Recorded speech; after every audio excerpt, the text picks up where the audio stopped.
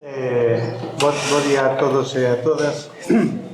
Obrigado por teredes vido hoxe a estas xornadas de historia que levamos facendo desde a Cigansino e a SPG desde hai 5 anos. Sabedes que tradicionalmente estas xornadas sempre se fixeron en Compostela, pero, bueno, hai que pensar que este ano, que llas queríamos dedicar ao ano Castelao, unha cidade como Pontevedra, que foi unha cidade na que Castelao viviu, na que Castelao consideraba a súa cidade de adopción, na que deu aulas, na que pintou, na que estivo metida en toda canta asociación e movimento cultural había na cidade, pois era un momento tamén para trasladar esas xornadas e facelas aquí. As xornadas de historia, sabedes que teñen como subtítulo a nosa historia facémola nós. Isto ben porque é triste, pero a día de hoxe hai que seguir facendo estas xornadas para poder falar e coñecer un pouco a historia do noso país, porque somos un país tan extraño e tan raro no que a maioría de nós sabemos máis de Almanzor, da Reconquista e Cid, que sabemos dos foros, ou sabemos das revoltas irmandiñas, ou sabemos do propio Reino de Galiza, que sabedes que a propia historiografía española pois sempre renegou dela e sempre a negou. Afortunadamente, este ano Castelao parece que a sociedade civil pois tamén está acordando e se están organizando actos de memoria para pôr en valor a figura e o papel que xogou un personaxe como Castelao. E preparando as xornadas foi cando nos enteramos que a compañía de Teatro Chévere estaba a traballar nun espectáculo de teatro documento baseado no cadro A derradeira elección do mestre. Unha historia sobre a memoria e a desmemoria, non? Sobre a memoria colectiva en relación co golpe de Estado e como se tratou, e tamén sobre a represión. E tamén de como se tratou de resignificar tanto o cadro como a obra en xeral de Castelao. Pensamos que ver ese traballo de investigación potente, profundo e de creación sobre o cadro partindo dunha imaxe para poder chegar despois a un espectáculo teatral podía ser un xeito moi interesante e ao mesmo tempo distinto para poder afondar un pouquiño máis na memoria de Castelao e neste tema. E para iso hoxe contamos con Xesús Ron, que é actor, é director, é activista cultural, leva co grupo Chévere desde o ano 1988, o grupo Chévere que foi Premio Nacional de Teatro do Ministerio de Cultura 2014. Poderíamos decir os premios que ten Chévere, que os busquei na web, pero é unha página inteira, entonces pareceme que sería un pouco aburrido non fai falta relatar todos eses premios, e ademais é unha compañía perfectamente coñecida por todos. E, bueno, el vai nos comentar un pouquiño como foi ese traballo de investigación, de creación artística e a donde chegou. Entón, pues, quedades con Xesús Ron. Moitas gracias. Bueno, a mellor empezo así un pouco de pé, se os parece ben. Nada, moi bo día e, bueno, grazas por vir así a unha hora un pouco cedo. Bueno, eu supoño que a mellor moita da xente que estades aquí dades aulas e a mellor hasta de historia, non sei. Entón, bueno, seguramente saibades moito máis que a min. A min isto me toca un pouco nun cruzo de camiños. Eu estudei historia hai moitísimos anos. Cando entrei no grupo Chévere, abandonei a historia, dediqueime ao teatro, pero de alguna maneira o teatro ao final permitiume de alguna maneira recoller aquelo que de alguna maneira quedou aí sedimentado e normalmente son eu que me estou encargando sobre todo de facer ou de un pouco plantexar o que é o traballo de investigación e documentación previo ás nosas obras. Algúnas non tocan tan directamente o tema da historia, pero, bueno, en este caso, evidentemente, pois sí que nos toca aí. O que quero é contarvos como nos acercamos, digamos, a este cadro e a todo o contexto histórico que o rodea para facer unha obra de teatro, pero vou non facer utilizando como guión un test que está, algún de vos seguramente xa o faríades, que está nese código QR e que leva acompañando este cadro pois casi un ano. A finais do ano pasado no Culturgal presentamos por primeira vez este cadro e asociado a ese test, e despois levamos un ano colocando este cadro con ese test, digamos, por diferentes lugares de Galicia, e buscando tamén sondear o nivel de coñecemento, non tanto polo coñecemento así, sino por como a xente interpretaba ou que tipo de valor simbólico lle concedía este cadro, como se interpretaba. Entón, vou relacionando as preguntas que facemos neste test co proceso de creación da obra, entendendo que é do que se trata hoxe, de contarvos como cruzamos un pouco o mundo da historia, o mundo da arte ou deste cadro para levar a facer unha obra de teatro. Tamén, bueno, o convite de sempre o inicio, de tratar de convertir isto tamén nunha conversa, o sea, que calquera cuestión que queirades plantexar, podémolo facer sobre a marcha, e vamos reconducindo un pouco a charla, non? Tamén para que vos teñades un pouco esa opción e esa soberanía como asistentes. Quizás tamén conveña, antes de entrar directamente a isto, contarvos un pouco como nos, digamos, que escollemos ou nos propoñemos facer unha obra de teatro. Como escollemos o tema? Como surde a idea? Porque para nós é un momento bastante importante, bastante delicado, e que despois, digamos, que será o motor de todo o proceso de traballo. Nós normalmente estamos dedicando, pois, como un ano e medio a preparación de cada proxecto, de cada obra de teatro, pero despois, se a cousa sae mínimamente ben, vamos dedicar outros 2 anos a convivir con esa obra de teatro, viaxando pois por todos os lugares que poidamos. Isto implica que vamos a estar como 3 anos e medio, pois de alguma maneira volcados nun proxecto, e canto maiores nos facemos, máis nos custa escoller iso, porque lle vamos a dedicar un pedazo da nosa vida e da nosa enerxía, e entón, bueno, debatemos moito. Moitas veces as ideas ou os temas chegan por casualidade ou por azar, non por un azar que surda porque sí, sino un azar, digamos, buscado, un azar que para que funcione nos implica estar realizando como unha escoita, non? Para saber que ese é o tema que pode interesar, non? E isto vai moitas veces acompañado dun proceso moi deliberativo entre nós, por non chamalo asambleario, é máis ben deliberativo no sentido de que temos que chegar a un acordo, non? Todas as persoas que estamos implicadas, polo menos desde o principio, pois temos que chegar a un nivel de acordo, a un nivel de apoio, de convencimento suficientemente forte para seguir adiante. Neste caso, claro, noso tema da memoria histórica é algo que levamos como arrastrando moitos anos. Hai casi 20 anos iniciamos un proxecto que tiña que ver con Sir Alonso, non sei se coñecedes os diarios desta muller, se publicaronse creo que alrededor do 2005 por primeira vez,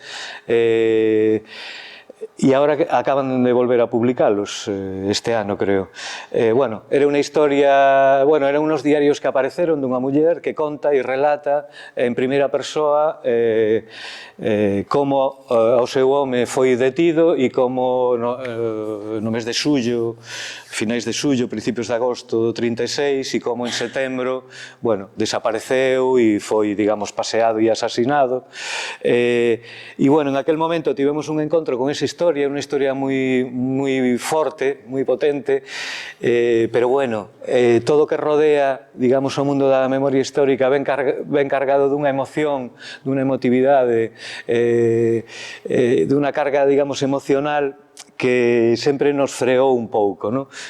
Nos, si coñecedes o que facemos, non sei, eu definiría como algo así como unha especie de teatro materialista e dialéctico, e o tema emocional, pois cóstanos un pouco colocar aí, digamos, o centro dun proxecto, e isto foi algo que fixo que non entráramos ata agora no tema da memoria histórica. É como que necesitábamos encontrar unha perspectiva un pouco máis lateral, ou unha perspectiva ou unha porta de entrada desde outro lugar. E este cadro, de alguna maneira, nos ofreceu esa perspectiva. Tamén é certo que vamos sempre un pouco por detrás dos feitos, pero queremos arrancar as propostas e os proxectos desde unha lectura do presente. Ainda que estamos botando unha mirada atrás, pero sempre como que necesitamos que haxa un enganche con algo que está pasando agora.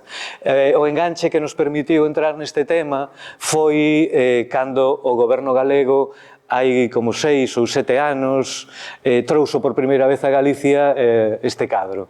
Non sei se algún de vos foi a ver unha exposición en Santiago, na Cidade da Cultura. Nós non estivemos ali, eu non vin siquera aquela exposición, pero facendo como esta lectura do presente chegamos hasta aí, non só polo cadro, sino tamén por unha especie de, non sei se, bueno, como un ruse que estamos seguramente tamén o teredes escoitado, e vos que estades en relación con xente nova, moito máis do que estamos nós, pois seguramente a mellor o tedes máis cerca, que esta idea de que as novas xeracións están como cada vez máis tendo unha opinión contraria ou que cuestiona, digamos, os valores da democracia. E isto ao mesmo tempo coincide, bueno, con unha subida do apoio a opcións de ultradereita e a todo ese espectro, se queredes, ideolóxico, e isto coincide en un momento en que a memoria directa podemos ir hasta o Holocausto, pero en todo caso tamén, e sobre todo do golpe de Estado do 36, a memoria directa estáse perdendo, non? A xente que viviu o golpe de Estado foi morrendo e xa non nos queda, digamos, a posibilidade de ter unha conexión directa con esa memoria, ¿no? Con esa memoria viva. Quizás non teña nada que ver, pero nos partimos un pouco tamén de que estamos agora vivindo en ese momento, ¿no? En que perdemos a memoria directa do que foi o golpe de Estado, do que foi a experiencia do fascismo dos anos 30, o que foi a experiencia do xenocidio e tamén do Holocausto. E neste momento en que perdemos unha memoria directa, xurde, digamos, esa desvalorización das xeracións máis novas do que é a democracia e sube ou ascende, digamos, o apoio a unhas opcións, se queremos, máis ligadas ao que sería a herencia daquel fascismo. E entón, nós este proxecto colocámoslo aí, non? Colocámoslo nese debate ou nesa conversa. Para nos facer teatro tamén é participar dunha conversa ou ampliar unha conversa que escoitamos, digamos, ao noso arredor, e así é como concebimos o teatro que facemos e esta obra tamén. De alguna maneira, o que estamos facendo con este cadro é recoller ese testemunho que nos pasan desde o goberno galego, que trae este cadro aquí e fai unha lectura ou unha relectura da memoria que está implícita neste cadro. Nos entendemos iso como que nos están contando unha historia e nos queremos participar da conversa que eles de alguna maneira están abrindo, e con este cadro, pois o que queremos é precisamente ampliar a conversa arredor del e arredor de todo o que implica. E para nós é unha viaxe, unha exploración que cando a iniciamos sobre todo non sabemos ata onde nos vai levar. Aínda agora que estamos a 3 meses da estrea tampouco temos totalmente claro a onde vamos chegar, pero digamos que nese proceso de abrir esa conversa para nós tamén é parte importante do noso traballo. Por iso Este cadro andivemos durante un ano levando. Estivo xa en 10 lugares distintos, desde o Culturgal, desde unha sala de concertos en Santiago. Tamén procuramos achegalo a xente máis nova. Na Universidade de Santiago estivo en varios lugares, estivo na Facultade de Historia, estivo na Conchi, na biblioteca esta Concepción Arenal que hai no campus. Logo tamén tratamos de leválo a algúns centros de ensino secundario, estivo nun centro en Vigo, outro en Santiago, e tamén ali tivemos este tipo de charlas e de conversas co alumnado, cando había alumnado, e despois en outros ámbitos, tamén estivo en algún festival de teatro. Non se trata non temos un afán, digamos, cuantitativo a hora deste test, destas preguntas, pero sí para nos funciona como sondear ou testar a sociedade e que este test tamén documente, digamos, de alguna maneira esta conversa que tratamos de ampliar sobre o cadro e sobre todo o que implica. Sí que podemos estar facendo unha especie de teatro documental, cada vez a mellor máis contaminado de moitísimas outras cousas, pero algo que agora pretendemos non é só documentar con documentación allea os nosos procesos de traballo, sino que o propio proceso de traballo de creación vaya xerando outro tipo de documentación. Para nós este test, de alguna maneira, documenta unha conversa na que, polo de agora e durante este último ano, participaron alrededor de 600 persoas que decidiron contestar. Entón, non é un número moi grande, para nós é suficiente para facer para deixar constancia dese documento, desa documentación, e por outro lado, para entender que hai algunha tendencia que nos pode resultar útil.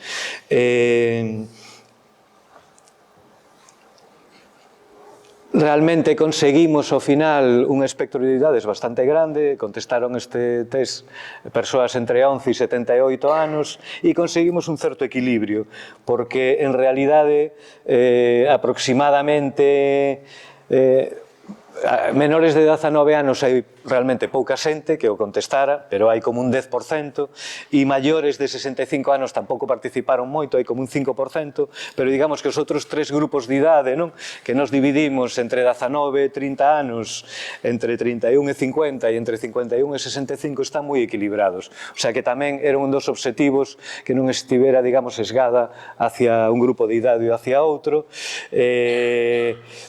E a nivel de distribución tamén territorial foi tamén, conseguimos ampliar bastante a conversa porque a xente que participou procede de 79 concellos, a maior parte deles na Coruña e Pontevedra, pero tamén unos cuantos de Ourense, de Lugo e incluso de xente de fora. Conto isto un pouco porque vou ir analizando agora o test e as respostas que recibimos e para que teñades un pouco este mapa da xente que respondeu. Bueno, e para empezar, nós a primeira pregunta que facemos é se a xente coñece este cadro, un pouco para ver se realmente o cadro é tan coñecido como polo menos a nos parecía que se estaba como contando, que é un cadro absolutamente coñecido. E a verdade é que pola xente que respondeu sí que diríamos que é bastante coñecido. Evidentemente na xente máis nova cambia moito e cando fomos a algúns centros o nivel de coñecemento do alumnado era bastante máis baixo, pero digamos que alrededor do 75% di que coñece este cadro e un 25% que non o coñece. Segunda pregunta, sabe se o pintou Castelao? E aquí, pois, a resposta de que sí é absolutamente mayoritaria. Non vos estou preguntando porque dou por suposto que todos e todas coñecedes o cadro e quen o pintou. En algunha outra podemos deternos un pouco máis. Logo preguntábamos que é Castelao para ti, sobre todo, e só dábamos unha opción. Logo caímos nunha trampa e demos unha opción un pouco tramposa. Nos o que pretendíamos é que a xente tivera que digamos, escoller só unha das facetas de Castelao. Isto costa moitísimo e por iso caímos un pouco na trampa e sí que vos fago a pregunta. As respostas que propoñíamos era Castelao é un artista, Castelao é un político, Castelao é un escritor, Castelao é un médico, un humorista ou un galego ilustre. Non sei, vos que diríades? Lánzase a pregunta. Puse a última porque se aclova todo. Vale. É que xa é a trampa na que caímos. Pero se tiverades que escoller... Aí a historia sería quitar a última. Xa, claro. Non queríamos tampouco que dar a sensación de que estábamos dirixindo moito, pero sí, hai que dirixilas, non? Tamén non temos moita experiencia en isto dos test. Para mí máis coñecido como escritor, personalmente. Como? Pero para mí máis coñecido como escritor. O sea, coñecido por aí, pero claro, as outras tamén son importantes. Sí, aí, claro, era un pouco como decir, si tivéramos que escoller, claro, nos está implicando como si de repente ti como ao responder esta pregunta non a vas responder inocentemente, ¿no? É como que se está pedindo unha implicación, ¿no? Un compromiso. Bueno, esta é unha pregunta que nós tamén nos facemos, porque para facer unha obra para nós tamén é importante colocarnos, situarnos, ¿no?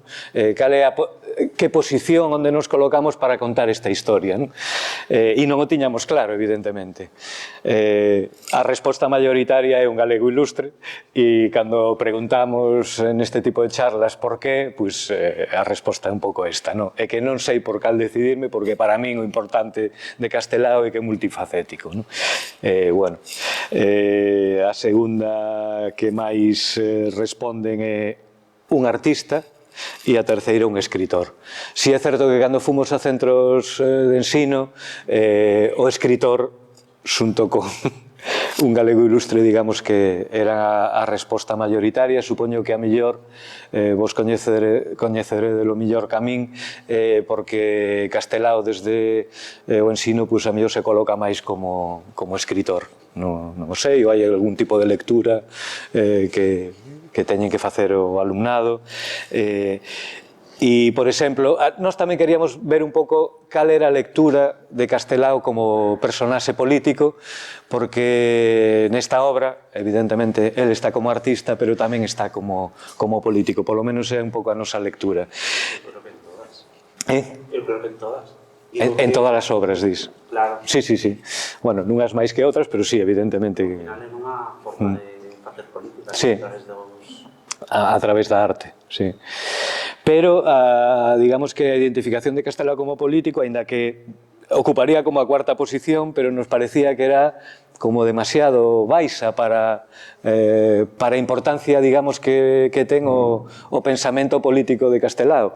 Sin sacar, desde logo, ninguna conclusión, un pouco a tendencia que nos dá é que unha parte, digamos, da súa obra como que cada vez vai quedando socialmente, digo, e falando un pouco en xeral, porque evidentemente si vamos a grupos, digamos, ideolóxicamente nacionalistas, pois isto va a funcionar de outra maneira, pero si miramos a sociedade no seu conxunto e tratando de xeralizar un pouco, parece un pouco que esa parte da súa obra vai quedando cada vez quizáis máis agochada ou perdida de alguna maneira.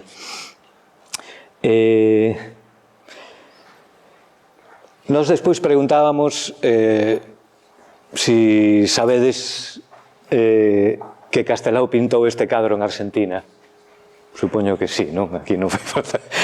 Pero cando empezamos a facer este tipo de preguntas que xa falan máis do contexto en que foi realizada esta obra, aí sí que cae, digamos, o nivel de coñecemento moitísimo. Aquí a xente que contestou que sabía que este cadro foi pintado en Argentina caeu por debaixo da metade, o cal nos indica que desde un coñecemento bastante grande da xente que afirma que coñece a obra e que sabe que a pintou Castelao, de repente que se pintou na Argentina cae moitísimo máis, aínda que despois, cando preguntamos si sabes por que Castelao estaba na Argentina nese momento, sí que ampliamente a resposta é que estaba no exilio, ainda que hai un grupo de xente que tamén, en vez de chamarlle exilio, chamalle emigración, non? E, bueno, un pouco con isto, ou con estas preguntas, digo, estamos colocando e situando un pouco a Castelao. A nosa obra non vai ir sobre Castelao, pero evidentemente Castelao vai ser unha figura que está moi presente no espectáculo, pero non trata sobre Castelao. Nos collimos este cadro, despois tamén entrarei no tema da memoria e da reconstrucción da memoria por ir relacionando coas preguntas do test, pero si nos interesa, digamos, a figura de Castelao, e cando nos propusemos, aínda que a obra non trata sobre el, evidentemente temos que falar del.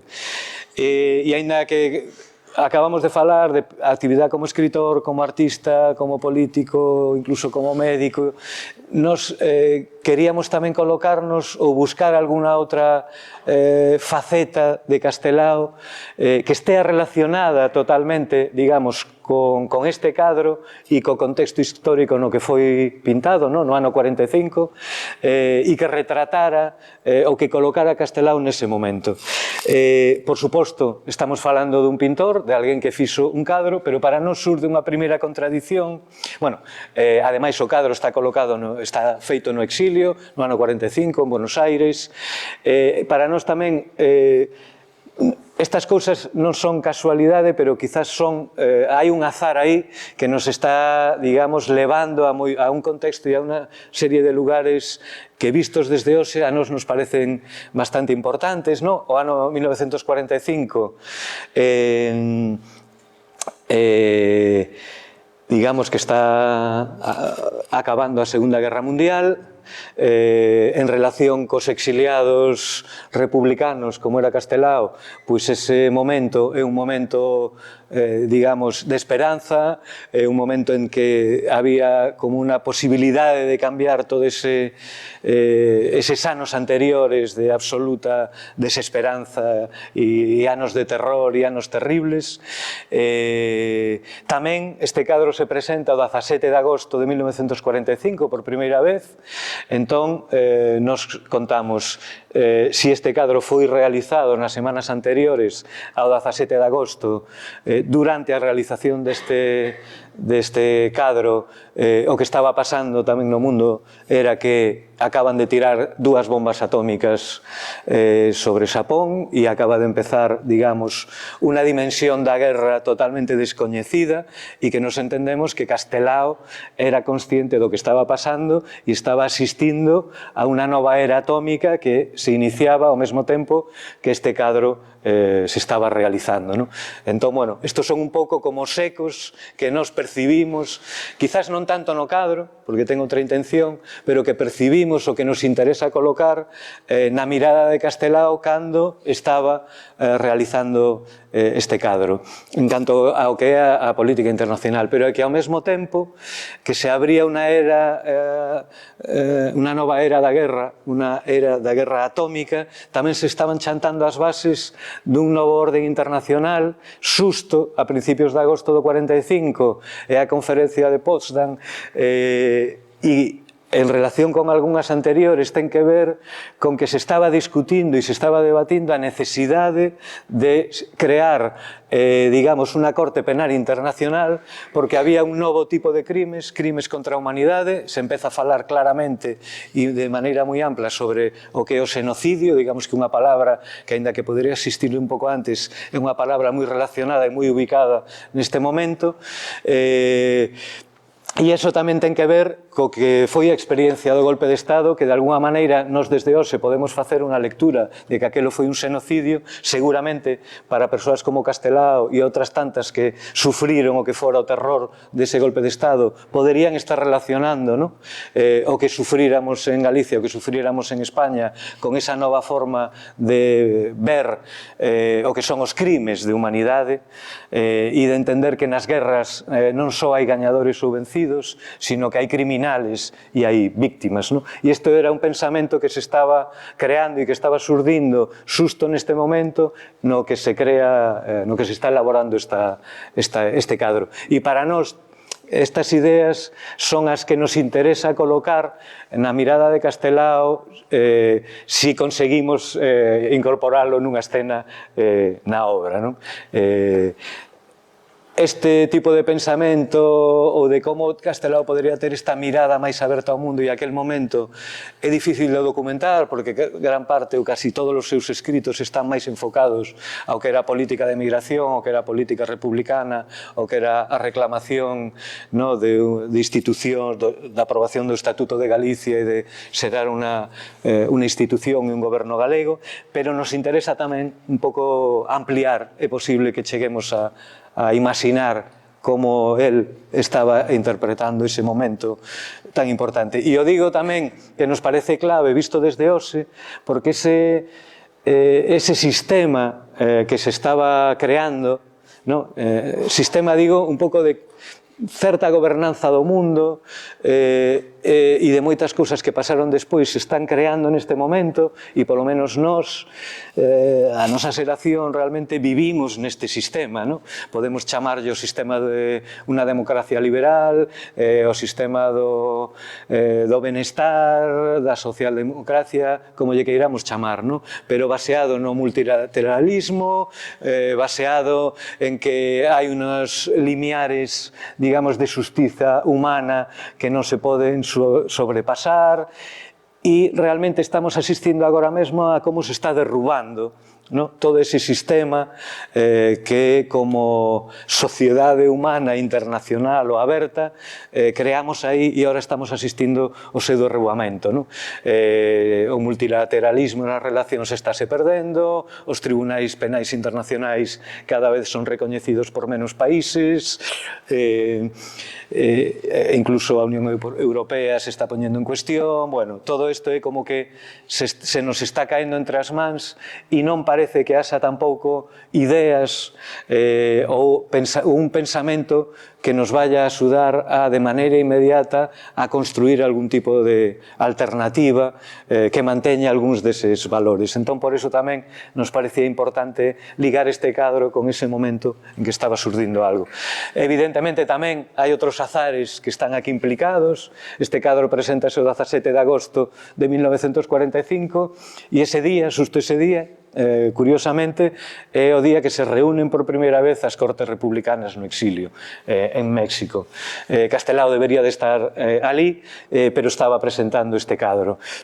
Era unha reunión das Cortes moi relevante porque o Estatuto de Galicia aínda non tivera unha tramitación parlamentaria e Castelao, digamos, que tiña un pouco esa esperanza ou ese obxectivo ou ese fin de que estas Cortes Republicanas no exilio polo menos deran, digamos, tramitaran e deran finalizado o proceso de aprobación parlamentaria do Estatuto. El irá uns meses despois, pero neste momento está presentando este cadro, aínda que gran parte do seu esforzo, da súa acción política está derivada ao inicio desta reunión das Cortes en México e ele utiliza a determinadas persoas, sobre todo os nacionalistas vascos, para que sexan un pouco os que poñan voz ás súas reivindicacións. Despois hai implicado neste cadro alguna outra cuestión en relación con Castelao. Isto todo é material, bueno, estou contando porque é material que está aí para nos usar para facer esta obra. Logo conseguirémolo millor ou peor, pero é un pouco a intención. Hai outra consideración, e é que este é un cadro de enorme formato, como vedes. Castelao desde os anos antes dos anos 20, eu creo que xa non pintou ningunha obra de gran formato, e nos últimos anos, desde que chega a Argentina no ano 40, ten algunhas acuarelas, algunhas témperas, algúns dibuxos pequenos, pero moi escasos e, sobre todo, o que fai a ilustración. unha temporada nunha editorial argentina, ilustrando libros, como forma de gañarse a vida, e logo tan esos coñecidos, que algúns deles están aquí no Museo de Pontevedra, eses dibuxos de cegos, que sí que son uns dibuxos de un tamaño considerable, non tan grandes, por suposto, pero son dibuxos en blanco e negro.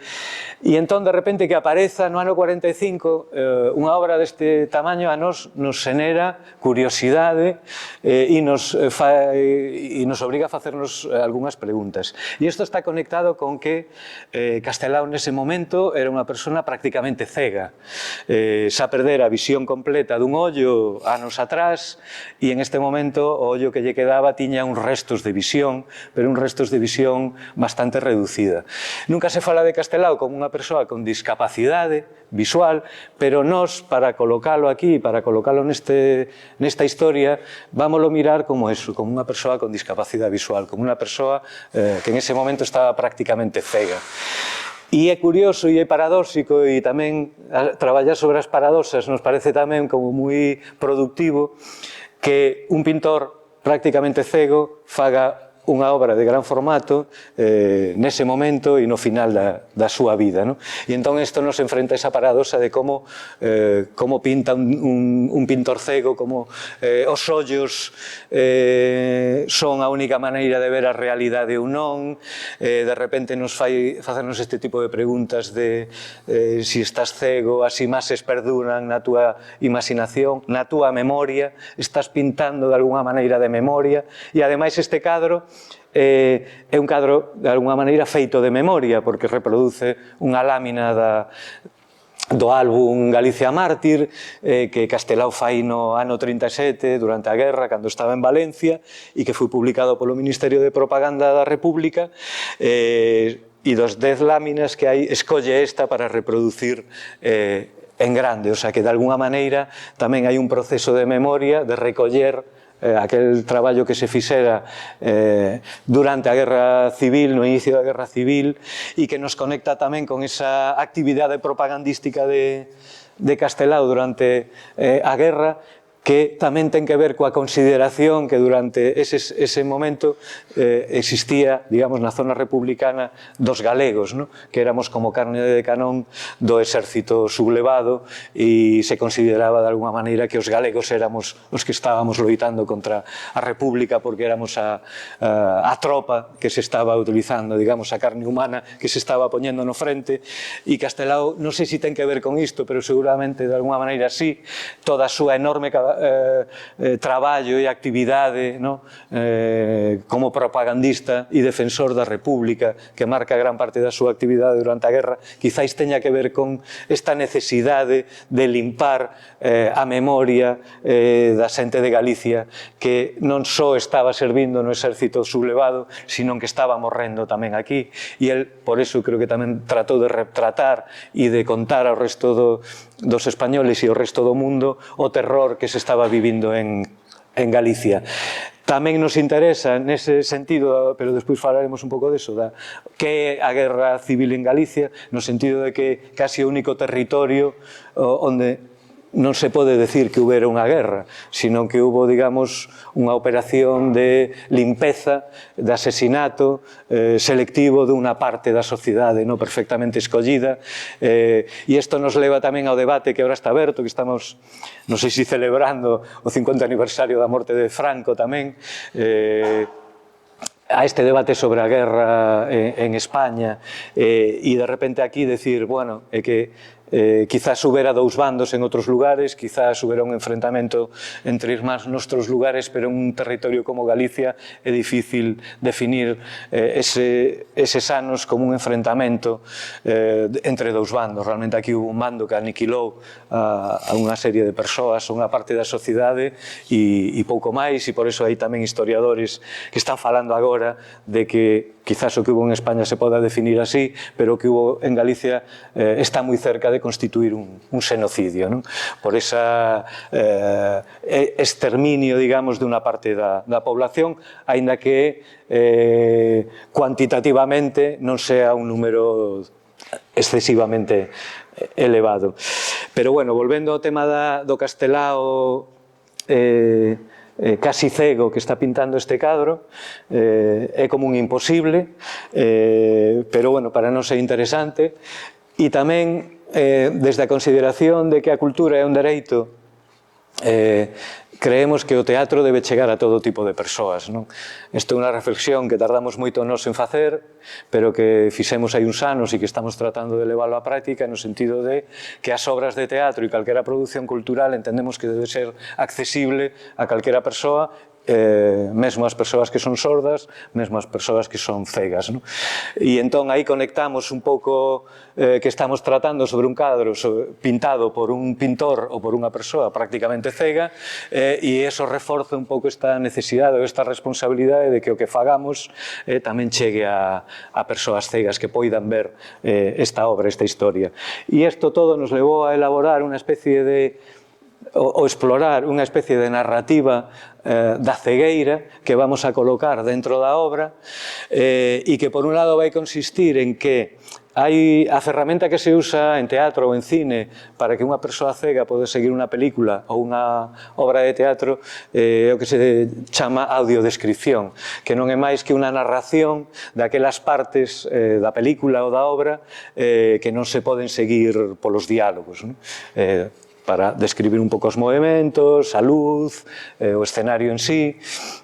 Entón, bueno, normalmente en traballos anteriores nos estos proxectos de audiodescripción facemos os gravados e unha persoa cega chega ao teatro, solicita unos auriculares e vai seguir sin que ninguén se entere, vai seguir perfectamente a obra porque as partes que non, digamos, non hai diálogos se lle están contando na orella.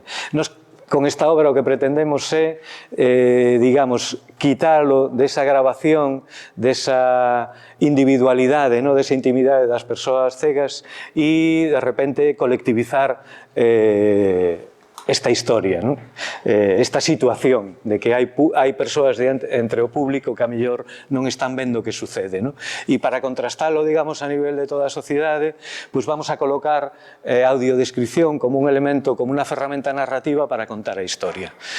Vamos a colocar unha persoa no escenario que actuará como unha especie de voz narradora que va a cumplir as funcións de audiodescripción, é dicir, desde esa voz narradora temos que garantir que unha persoa cega vai seguir todo o que está pasando, pero ao mesmo tempo vamos a cargar tamén de outras funcionalidades a esa voz narradora para que non sea simplemente descripción, senón que engada tamén algún valor narrativo, xa que a maior parte do público que temos diante somos conscientes de que é xente que ve perfectamente. Entón, non se trata de facer sufrir a ninguén, sino, por un lado, de ser perfectamente consciente de que eso se está facendo porque se quere chegar tamén a persoas cegas, pero de alguna maneira explorar as posibilidades narrativas que pode ter unha ferramenta dese tipo.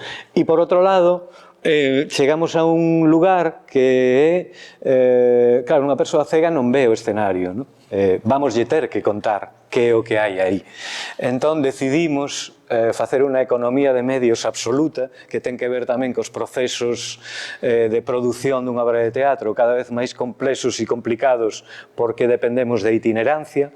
Digamos que ser nómadas con un produto cultural como unha obra de teatro ten unos custes casi inaccesibles, ni siquiera para un grupo como Chévere, os precios do transporte, os precios do alosamento, manter un grupo viaxando e fora ten uns custes que nos implican unha reflexión que di prácticamente a metade do que nos facturamos vai dedicado a transporte e alosamento da compañía, das persoas e da carga. Isto é tamén un absurdo, é un sistema totalmente insostible, pero é moi difícil de cambiar ese tipo de dinámicas, sobre todo en un lugar como en Galicia, onde non é posible que unha obra de teatro permaneza no mesmo teatro, no mesmo escenario, máis de 2, quizá 3 días. Con todo isto, pero sobre todo tirando desta idea da narrativa da cegueira, decidimos eliminar o que son os decorados, o que se entende por escenografía, e xenerar un espazo en branco, un espazo baleiro, un espazo de traballo. Para noso escenario constituiría un espacio onde vamos a traballar e onde vamos a mostrar ao público como construímos materialmente as escenas que forman parte desa historia. E o que vamos a intentar facer é traballar con unha serie de maquetas. Supoño que sabedes que as persoas cegas, aquí, por exemplo, na ONCE, nos visitamos a ONCE da Coruña e a ONCE de Vigo, as sedes que teñen, porque queríamos coñecer as bibliotecas, como funcionan as bibliotecas para cegos. Podedes imaginarvos que aí tamén hai moitos libros en braille, pero realmente acaban sendo, chamanlle tiflotecas, porque realmente o que hai ali e o que máis uso ten son, por un lado, unha serie de reproduccións de cadros, como sería este, en tamaño pequeno, pero onde o que fan é convertir o cadro en unha superficie de distintas texturas, para a persoa, digamos, a través das súas mans, vaya recoñecendo o que está pintado no cadro a partir das texturas. E logo tamén traballan moito con maquetas, sobre todo para o tema de esculturas e para o tema da arquitectura. Pero incluso as películas, polo que vimos, tamén a veces, para entrar nas películas, utilizan obxetos moi característicos de algún filme. Non sei, recordo que tiñan aí unha pequena maqueta dun falcón, pola película estaba o halcón maltés, como que a partir dun obxeto moi característico utilízano para contar a historia desa peli. Son maquetas, evidentemente, monocromas, realizadas con impresión en 3D, son de pequeno tamaño, pero digamos que as persoas que van ali o que están é tocando, e, digamos, tendo unha experiencia, sobre todo da escultura ou da arquitectura, a través do tacto e a través de tocar ese obxeto. Entón, algo que vamos a intentar é, non temos decorados, non temos escenografía, pero tenemos unha serie de maquetas idénticas ás que podes encontrar nunha tifloteca onde os usuarios son maioritariamente persoas non necesariamente cegas totalmente, sino con discapacidade visual grave, digamos. E a través desas maquetas que estarán á vista para as persoas que vemos no escenario, facer a descripción de cada escenario. Un pouco a operación que facemos é, se lle quixéramos contar a unha persoa cega pois onde se pintou este cadro, imaginemos, Centro Ourensán, Buenos Aires, 1945, o que teríamos que utilizar seguramente é describirlles como era ese lugar. Entón, o que faremos é unha maqueta dese lugar que podemos definir como escenario 4, Centro Ourensán de Buenos Aires, 1945, un edificio con non sei que, e entón teremos unha maqueta que reproduce ese escenario, pero que será unha maqueta de tamaño pequeno, e é un pouco invitar, por poñelo así educadamente a todo o público que ve, a imaginar ese escenario que non pode ver porque non existe, como sería aquel lugar.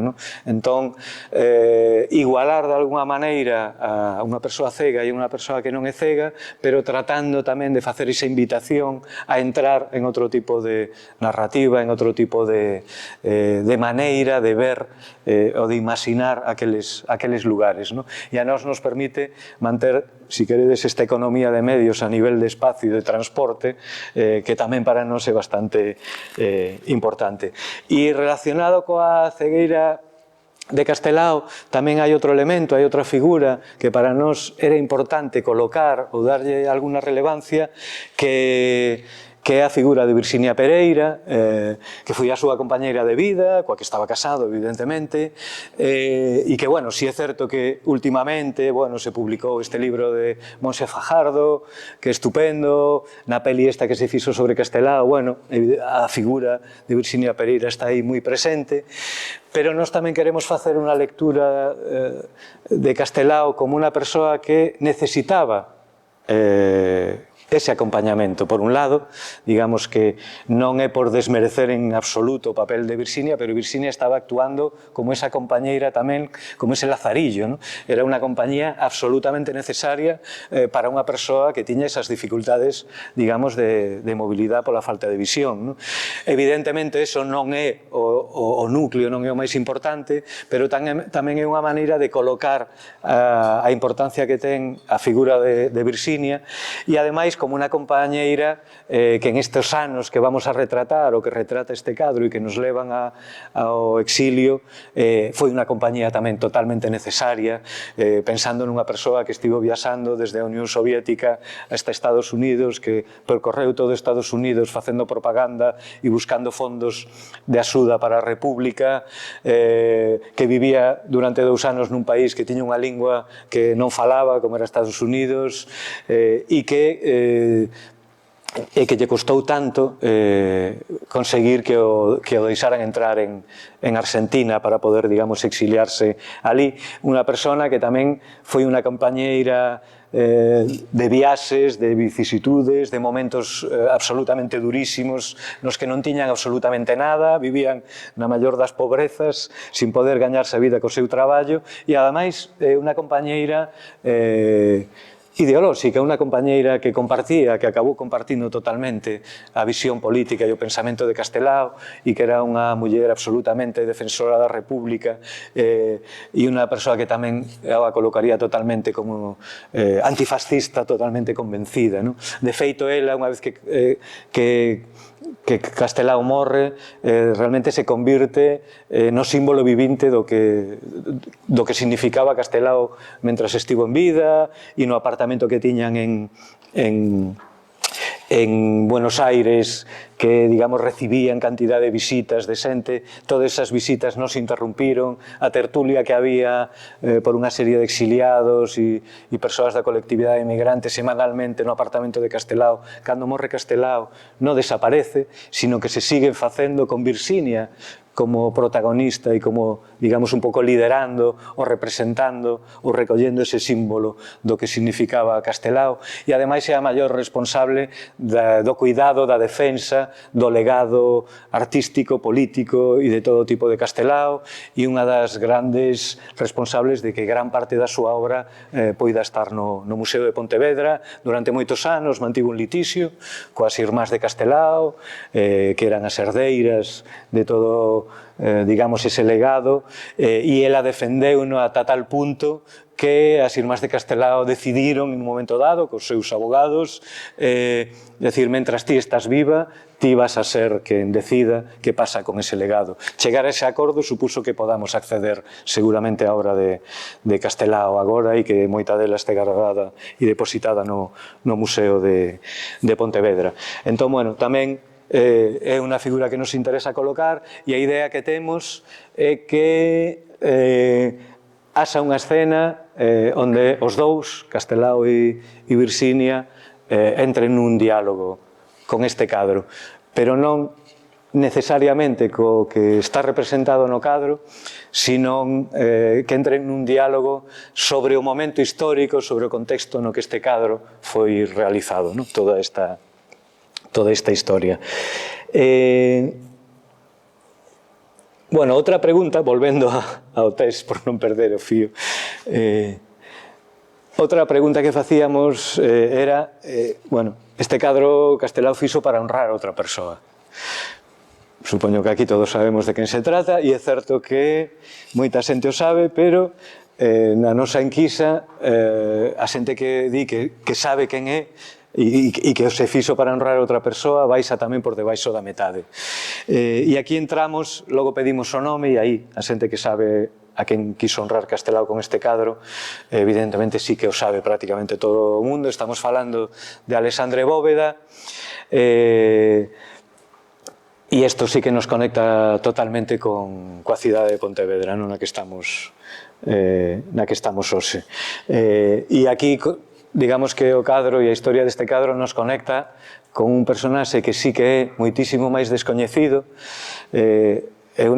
As veces que fun a institutos, estivemos en institutos de formación profesional e en institutos de ensino secundario, A diferencia en este punto é inapreciable. Prácticamente ninguén do alumnado sabía quen era Alexandre Bóveda. E cando pregunto que vos sona Alexandre Bóveda, algo os ten que sonar. As respostas son... Que resposta credes que puderon dar? Exactamente. Hai un instituto que se chama Alexandre Bóveda, onde eu vivo hai unha rúa que se chama así, e, bueno, tratamos de entrar desde aí, ¿no? Desde un pouco tomar conciencia de por que credes que se lle pon o nome dunha persoa a unha rúa. E entón, bueno, pois porque alguén que fixo algo importante, porque alguén que hai que recordar, bueno, un pouco como tamén os nomes das rúas nos levan e falan de memoria, de alguma maneira. Por iso creo que é importante como chamemos as rúas das cidades nas que vivimos, non? Creo que tamén é unha batalla e unha pelesa que é importante, porque polo menos un rapaz de 14 anos sonalle o nome de Alexandre Bóveda porque hai unha rúa, ou porque hai un instituto, ou porque hai unha biblioteca que se chama así. E creo que si é o único enganche que a día de hoxe nos queda para que un rapaz de 14 anos coñeza o lle sone o nome de Alexandre Bóveda, a min váleme, polo menos, ¿no? Para a partir de aí, bueno, empezar a construir, ¿no? A súa memoria. Entón, bueno, tamén nos interesa, digamos, ese mundo de Alexandre Bóveda por este descoñecemento fora dun ámbito a mellor amplo, pero que tamén é reducido en Galicia, é unha persoa que quedou totalmente descoñecida. E para nós tamén é unha responsabilidade tratar de contar de algún xeito na obra a historia de Alexandre Bóveda, pero a obra non trata sobre Alexandre Bóveda, evidentemente. O que queremos contar é por que está no cadro. Isto tamén leva a moitas confusións, no? Hasta onde realmente isto é unha homenaxe a Bóveda e un retrato de Bóveda, hasta onde colleu aquela lámina que falaba dos mestres asasinados e isto é un mestre. Bueno, hai unha confusión que chega mesmo ata o presidente do goberno, no? Cando trouxeron o cadro, que estaba convencido de que Bóveda fora mestre. E é unha confusión moi espallada, no?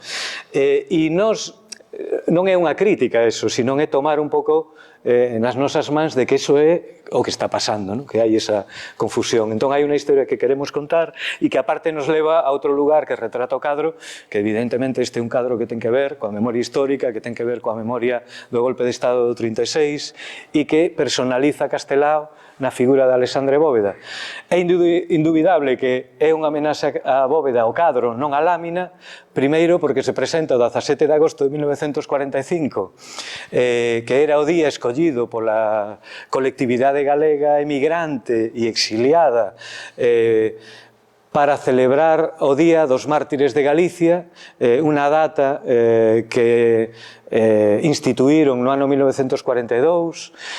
Son datas, igual que os nomes das rúas, digamos que os calendarios, as celebracións, este tipo de datas, sempre foron importantes para, digamos, recordar algún feito histórico importante. En todos os países do mundo se celebran datas, hai festivos que conmemoran algo que sucedeu ese día hai tantos anos, e os exiliados galegos, os exiliados republicanos galegos, crearon todo un calendario, ¿no? Un calendario onde había unha serie de datas moi importantes.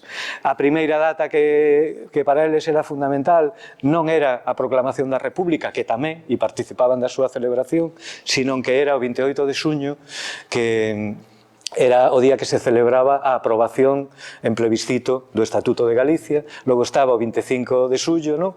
Que era o Día de Galicia, unha creación tamén instituída polas Irmandades da Fala, e despois había este día que foi creado en Argentina, no exilio, que era o Día dos Mártires de Galicia, 17 de agosto, que conmemoraba o día en que foi fusilado Alexandre Bóveda. Ademais, este cadro foi como unha especie de... Non quero banalizalo en absoluto, pero imaginemos que foi unha especie de fotocol para ese acto de homenaxe a Alexandre Bóveda que se fixo o 17 de agosto de 1945. E o cadro foi feito expresamente para esa celebración. E digo fotocol ou fondo porque quedan algunhas fotografías dese día, o cadro permanece sempre de fondo e as persoas iban pasando por diante e posaban e se retrataban con este cadro de fondo, e porque o obxecto máis importante dese acto, dese día, non era o cadro, sino que era un busto en bronce de Alexandre Bóveda que se presentou e que era obra dun escultor galego emigrado que se chamaba Domingo Maza e que ocupaba, digamos, o lugar central. Este cadro non ocupaba o lugar central nesa celebración, nese acto conmemorativo, sino que era un busto de Alexandre Bóveda. Ademais, sabemos que Castelao fixo un dibuixo a lápiz, un retrato a lápiz de Alexandre Bóveda que serviu a este escultor para facer ese busto e, ademais, a cara, digamos, o rostro da figura do home que está aí morto non é a mesma, si queredes facer a comprobación, pero non é a mesma que o rostro que aparece na lámina de Galicia Mártir. Realmente, aquí hai un retrato de Alexandre Bóveda baseado nese retrato a lápiz que fixo Castelao, creo que fora no ano 42, cando xa estaba en Argentina. Así que é evidente que este cadro foi feito como un homenaxe a Alexandre Bóveda e que houve a intención mesmo de convertir aquel mestre da lámina de Galicia Mártir na figura de Alexandre Bóveda despois de ser fusilado. Aínda que, evidentemente, toda a imaxe que aparece no cadro non ten nada que ver co lugar real onde foi fusilado, aquí no Piñeiral da Caeira, e aquí non hai piñeiros, foi no mes de agosto, isto non parece, unha paisaxe que represente ese momento do ano, pero sí que é moi clara esa operación. De alguma maneira é como un cadro Frankenstein, onde se colle algo, se copia, se fai esa memoria, se quita un elemento, se coloca outro e ademais se amplía a un gran tamaño e a color. E a intención que había aí volve a ser unha intención propagandística e hai unha intención de dar a coñecer o terror da guerra e homenaxear a unha figura que representaba os mártires de Galicia, pero que representaba iso, a todos os mortos, a todos os fusilados, a todas as persoas asesinadas despois do golpe de Estado.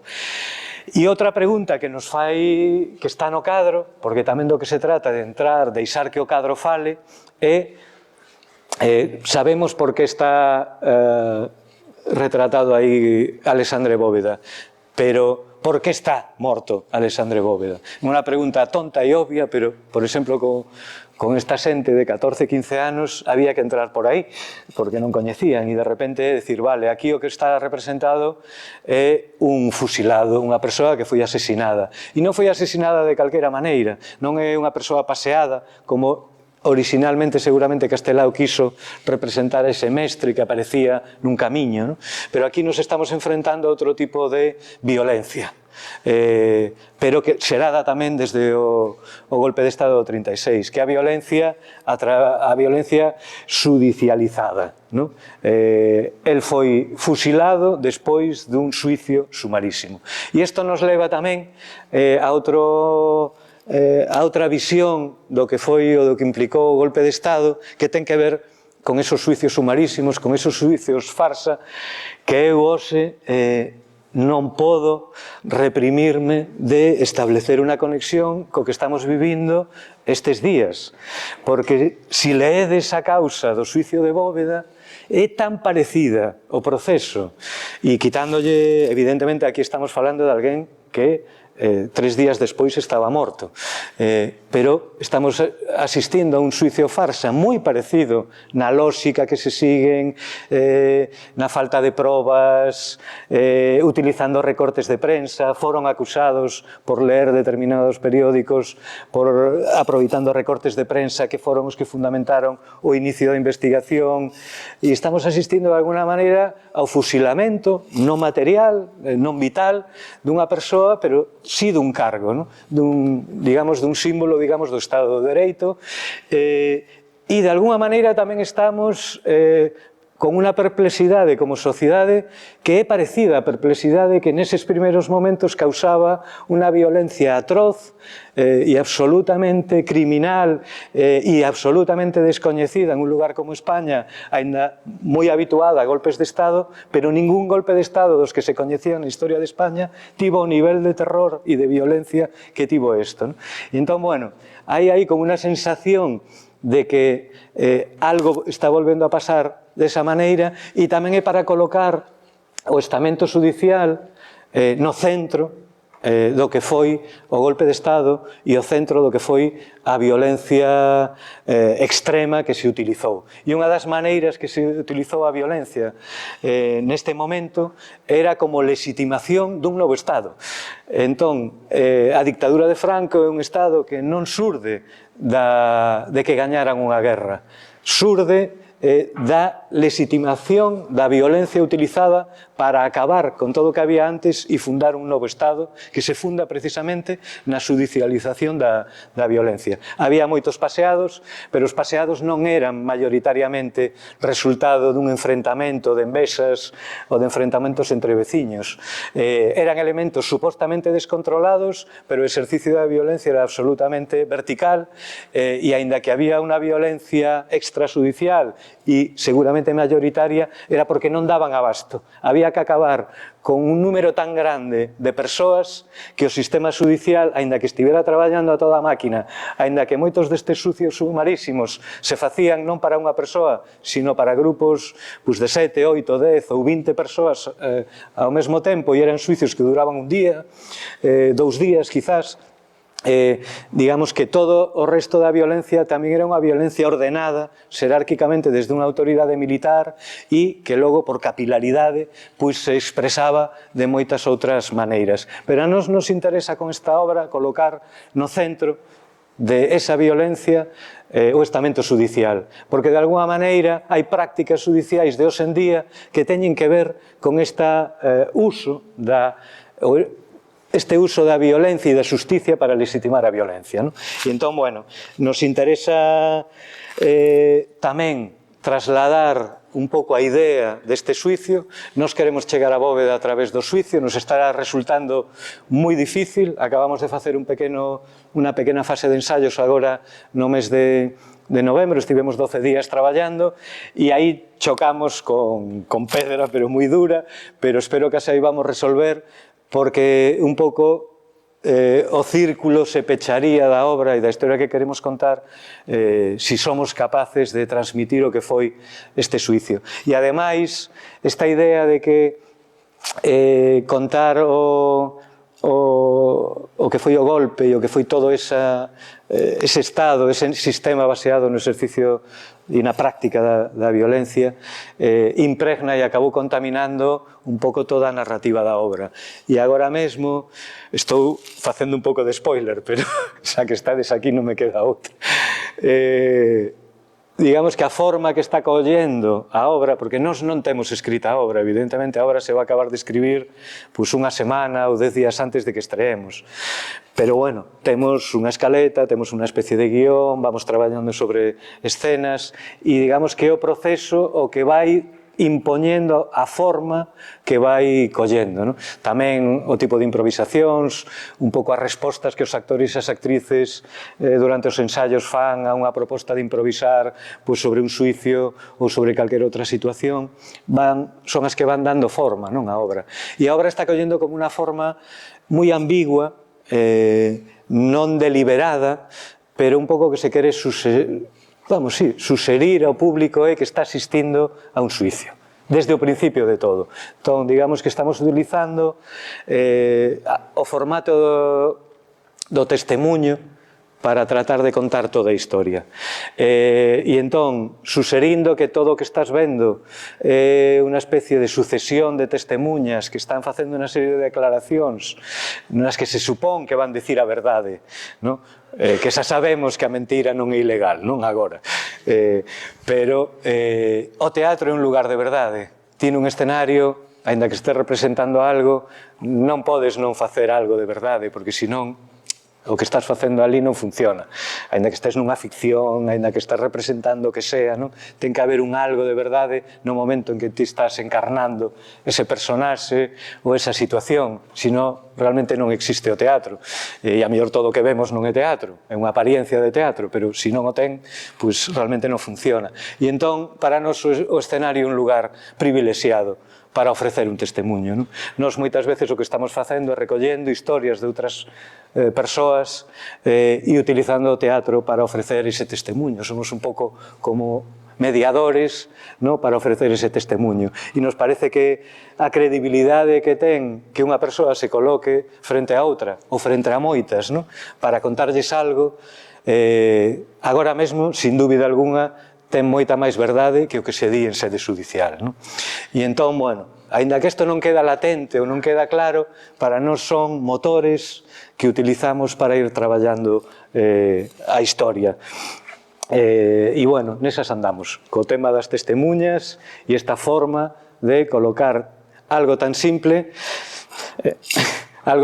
como que un actor sale, unha actriz sale a un escenario e simplemente con colocarse de frente ao público e empezar a contar unha historia. Entón, a obra vai ser tan sencilla e a mellor tan aburrida como simplemente partir deste esquema, de que estamos aquí e vamos contar. Quitar toda a espectacularidade que cada vez rodea máis o teatro.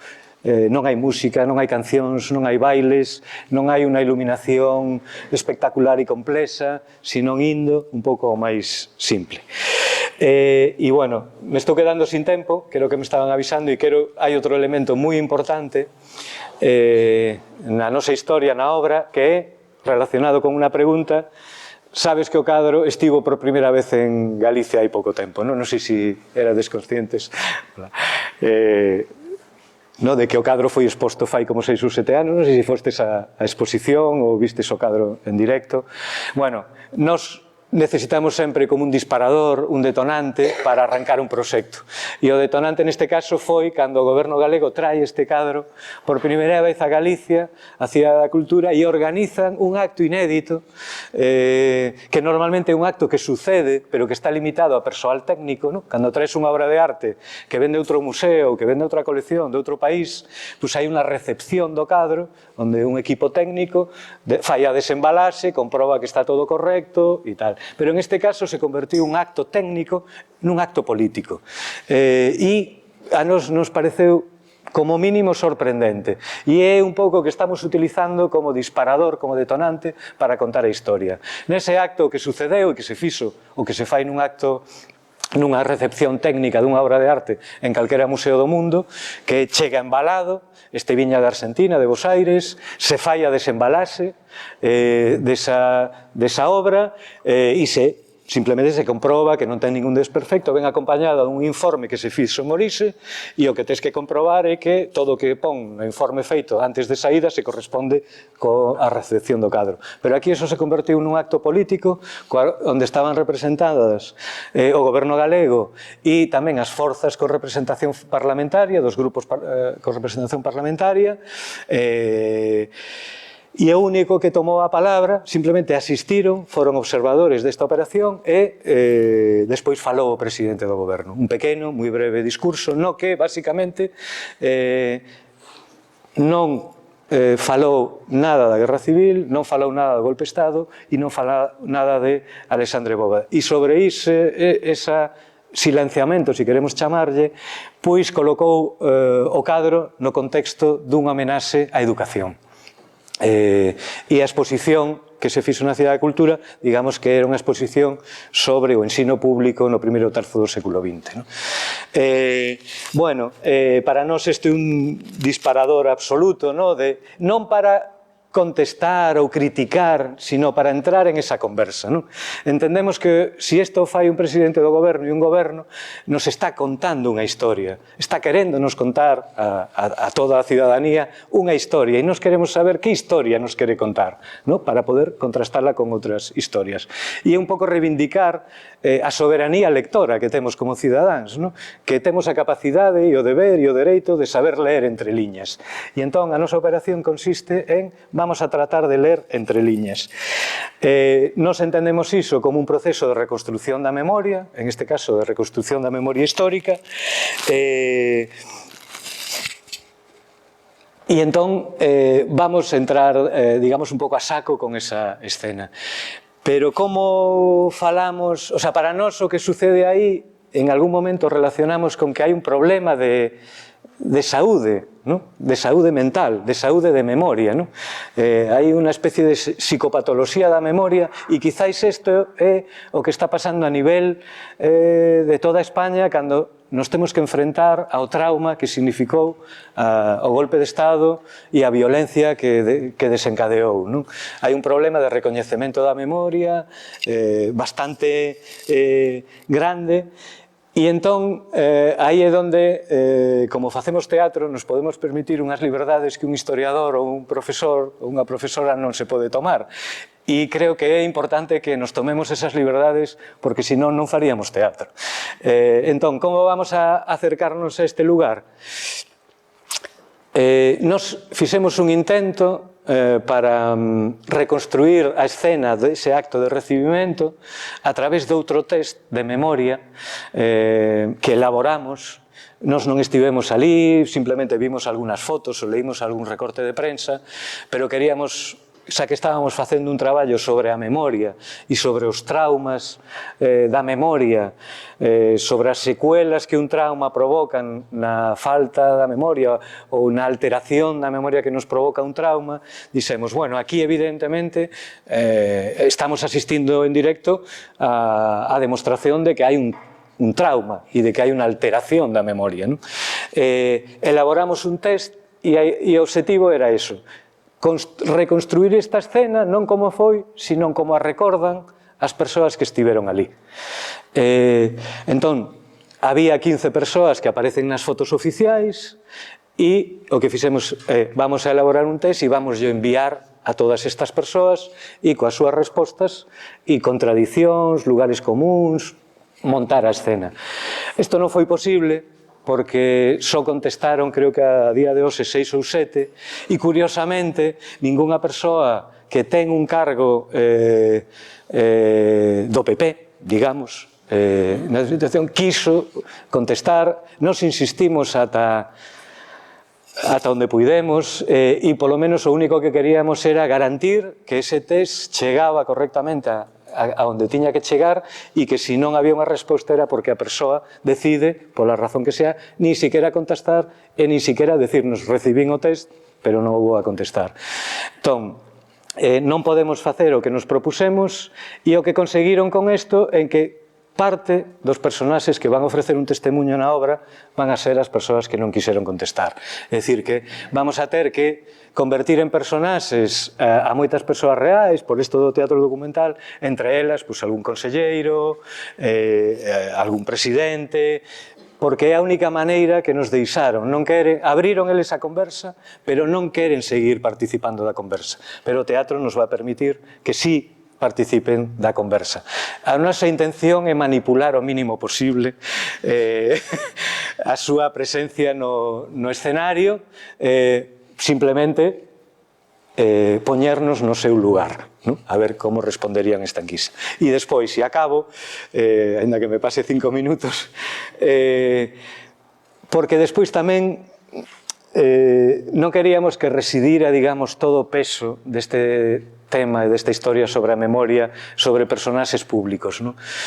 Sempre se di que para que unha historia chegue a xente desde a ficción, desde o teatro, por exemplo, hai que utilizar historias persoais, non?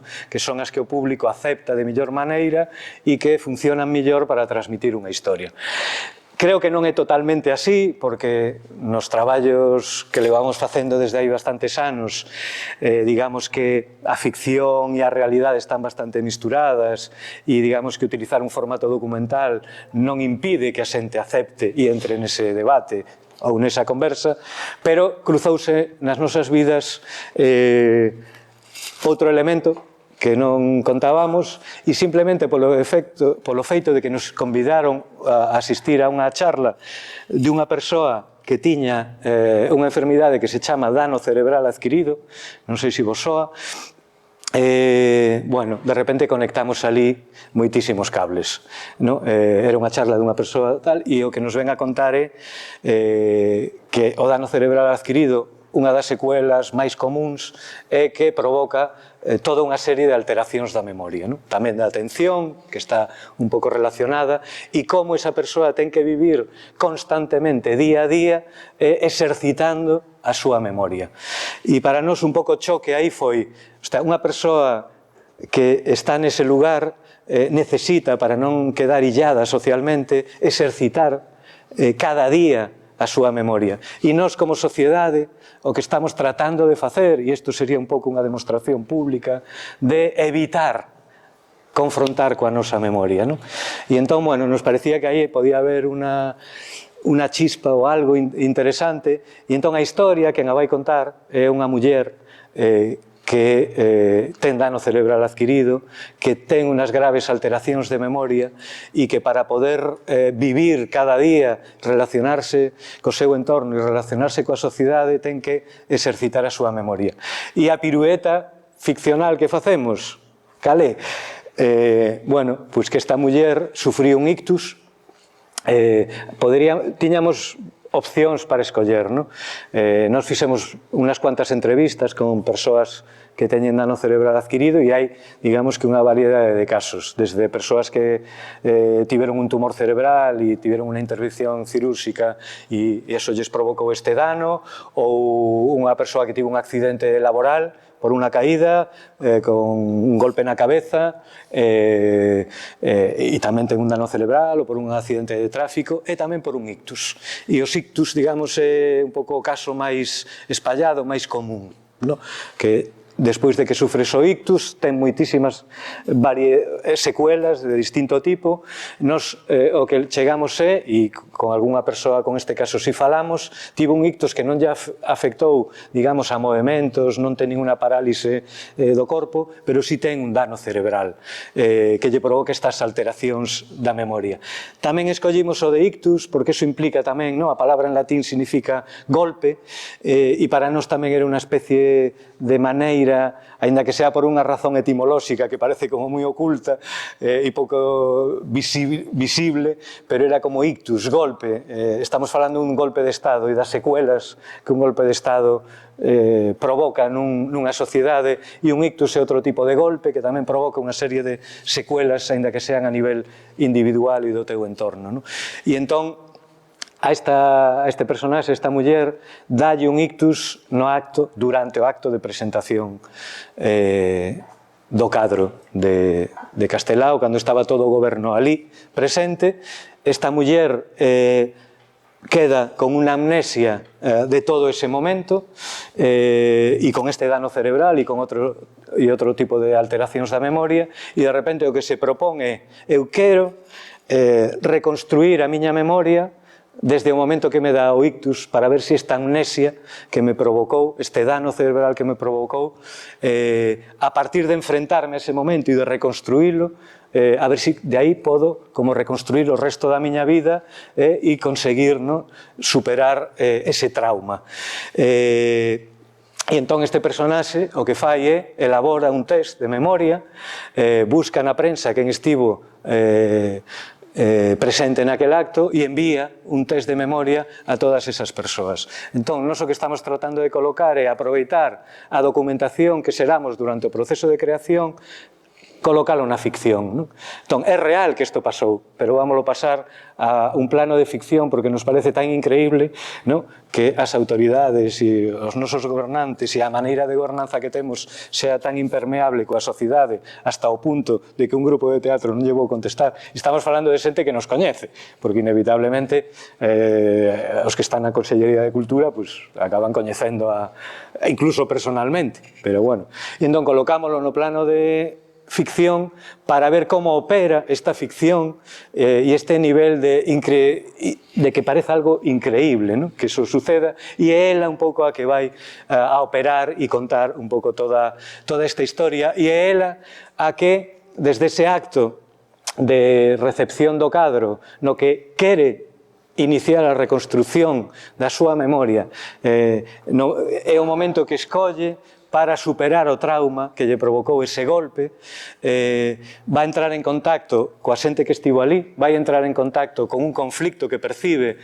que hai diferentes interpretacións enfrontadas do que significa este cadro, do que simboliza e da memoria que hai depositada nel, e aí inicia con unha investigación sin fin, donde cada vez quere saber máis cousas do que hai no cadro, e nesta procura que ela vai facendo é un pouco a invitación que facemos ao público para que vayamos con ela descubrindo que hai en todo este cadro. Non temos solucionado o final da obra, non sabemos como acabará, e estamos agora mesmo xusto no debate en unha historia persoal que pode atrapar moito público, unha historia real que é a que queremos contar e entrar en diálogo, e a historia que nos está contando este cadro, e como solucionala. E, bueno, nós moitas veces o que facemos é como deixar algún cabo moi solto para logo, durante o proceso e na parte final do proceso, poñerlle o lazo que merece, e espero que desta vez encontremos, e seguramente o cabo solto principal que temos é o desta muller que anda buscando solucionar e superar ese trauma, e espero que poidamos atopar a maneira de que ese cabo solto nos facilite un final adecuado para esta historia. E, bueno, ao final acabei eu falando todo, perdonade, pero, bueno, non sei, se queredes 5 minutos ou e media alguna cuestión, pois... Cando se estrega a obra e en que lugares? Bueno, sí, non dicen moitas cousas, pero isto empezou chamándose a derradeira lección do mestre. Primeiro lle quitamos o mestre, porque veíamos que implicaba unha confusión. Podría parecer que era unha obra que iba a falar do asesinato dos mestres, empezou a ser a derradeira lección, e finalmente acabou sendo, o título que temos agora é Ictus. Entón, veredes por aí unha obra que é Ictus, para nós ten ese significado sobre todo de golpe, pero é un ictus, e leva un pequeno subtítulo para vencellalo co cadro que é Anatomía, da derradeira lección de Castelao, porque realmente o que vamos facer é unha disección en público de todo o que hai nese cadro e todo o que o rodea. E, bueno, a obra vais estrear o 20 de febreiro, 20, 21 e 22 de febreiro no Auditorio de Galicia, en Santiago de Compostela. Bueno, presentaremos o proxecto a semana que ven no Culturgal, o sábado que ven, e, bueno, a partir de aí supoño que xa se comunicará un pouco a outras cidades que xa temos confirmadas onde se poderá ver.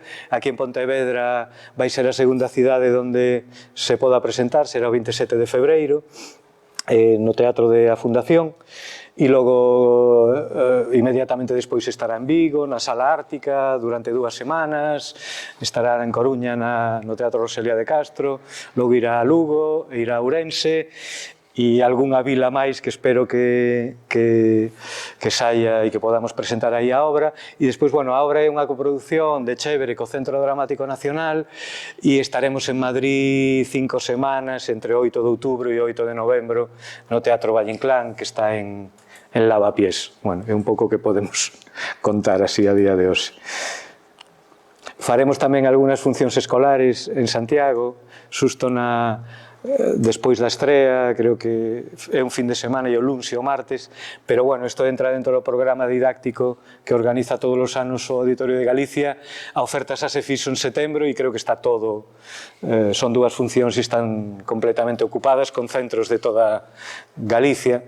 Eu sei que eles fan a oferta no mes de setembro sempre, en principio é para centros de Santiago, pero ao final ábrese para toda Galicia.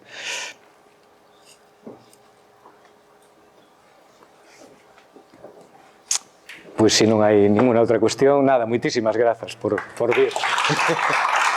Gracias.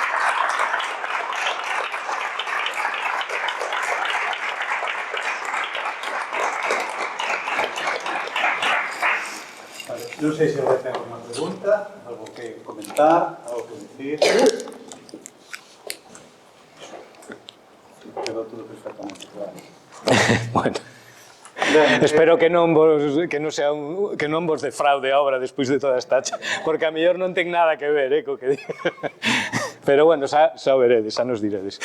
Bueno, era o que comentábamos antes, tamén unha maneira tamén distinta de poder acercarnos ao personaxe de Castelao, E a medida que ibas falando me recordaba o que comentaba antes de que estamos nun país tan extraño que coñecemos moito máis da Reconquista que da propia historia do noso país, non? Tamén é unha maneira pues, de poder achegarnos e de ver todo ese traballo que ten detrás que un espectáculo deste tipo que non é só chegamos a montar unha obra de teatro, sino que hai un traballo de investigación, de debate e de profundizar no tema para poder chegar a todo isto e coa compañía como Chévere que ao final neste país non deixa de ser un luxo ter unha compañía con ese... Sí, sobre eso, son unha preguntita, é que a formación profesional xa sobre iso unidades didácticas e ampliar me parece brillante toda a anatomía que fixeste todo este traballo que dis para a hora de construir a historia. Entón, quería saber se ides a complementar tamén a publicación de... Pois mira, non o temos de momento, deberíamoslo de ter, somos conscientes, pero é tan complicado para un grupo de teatro chegar ao público, digamos, mozo e poder facer funcións, o sea, o de funcións escolares é horrible, non? Costanos moitísimo chamarlles así, pero diga que claro, moitas veces nin o facemos porque na maior parte dos casos non temos a posibilidade de facer funcións con este tipo de público. Me refiro ao proceso de investigación histórica que fixeste, vinculando historia mundial con España, con Galicia, dentro de todos os procesos. Bueno, o que facemos normalmente é elaborar algún caderno de dirección durante o proceso, o que pasa é que o último, creo que o fixemos este verán, é unha parte moi inicial, o que propoñemos son un pouco contar un pouco as liñas, que tal, e sí o deberíamos de facer, pero temos lo que facer... É apasionante, seguir. Por eso, temos lo que facer despois de acabar a obra, porque digamos que agora mesmo estamos... Digo, existe tanta concentración, porque o non existir un texto, non saber por onde va... Realmente estamos traballando como en un proceso onde todo está aberto, é como se tiveras no ordenador 50 pantallas abertas ao mesmo tempo e tens que estar relacionando unhas con outras. Entón, bueno... nunca, sempre o pensamos, temos pensado moitas veces que deberíamos de xenerar, por exemplo, un formato podcast para contar a mellor este proceso e, bueno, eu recollo esta invitación que entendo como unha invitación e espero que unha vez que estreemos poidamos a mellor facer algún bueno, recoller un pouco toda esta investigación ou todo isto en algún formato pues, para que lle interese. Tamén a veces un pouco a dúbida hasta onde a xente lle interesa todo o que hai por detrás, por debaixo, pero bueno, tamén con este tipo de charlas que nos facemos moitas antes e despois de estrear tamén unha maneira de transparentar un pouco todo o que hai, no? polo medio, pero bueno, espero que poidamos facer desta vez.